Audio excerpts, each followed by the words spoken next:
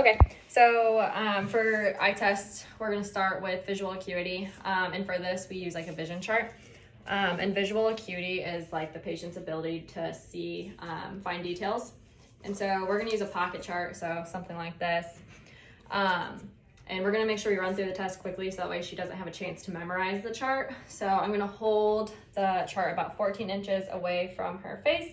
And she's just going to go ahead and read. 958742843. Okay, beautiful.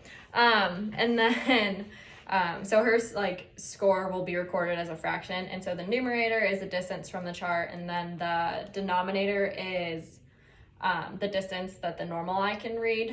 And so say we were holding it like 20 inches, the fraction would be 20 over 100 because the patient can read at 20 feet, and then the bottom number would be like what the normal eye can read at 100 feet.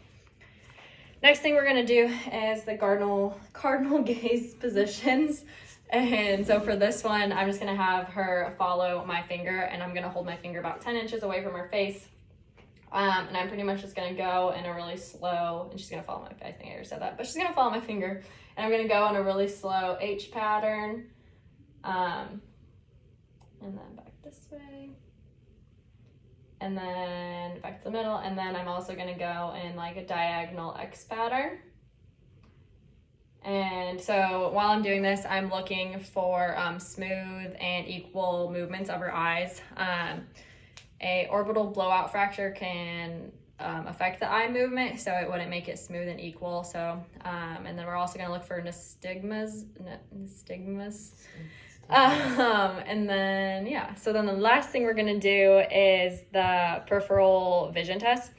And so for this one, my patient's gonna be staring like straight forward, and like the normal values for peripheral vision, superior is 50 degrees, inferior is 70 degrees, and then right and left is 50 degrees. So I'm gonna have the patient fixate on an object in front of her. I'm gonna have her cover one of her eyes, and I'm gonna stand to the side of her, and I'm going to move my finger forward, and I'm gonna have her tell me when she first notices my finger, and I'm going to be standing to the side of her so that way I can make sure she's not cheating and she's still staring forward. So let me know when you see my finger.